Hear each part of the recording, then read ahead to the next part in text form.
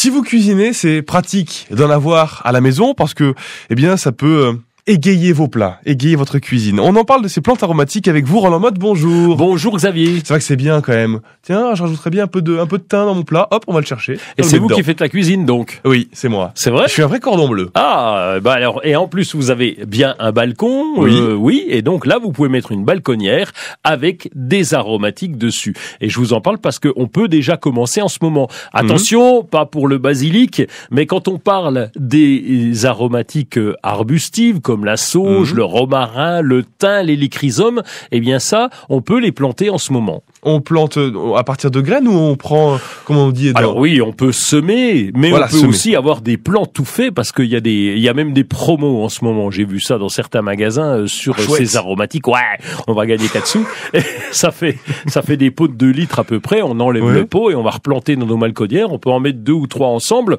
On va essayer de s'arranger pour que ça soit les mêmes expositions. Par exemple, la menthe, elle va plutôt à l'ombre et le thym, le romarin, c'est plutôt du plein soleil.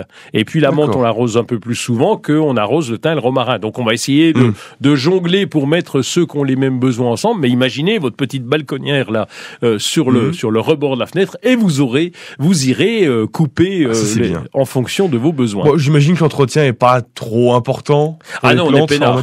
Il y a qu'un truc à faire. Simplement, c'est lorsque vous coupez justement, parce que vous précipitez souvent quand on plante, c'est plus petit, hein, c'est pas des grosses plantes. Elles ont besoin encore de se développer. On va pas prélever tout de suite. On va plutôt prélever lorsque la plante aura bien repris ou on aura vu les premières pousses. Sinon, on risque de l'abîmer et de trop la réduire. Donc alors, ces plantes sont bonnes pour nous en cuisine.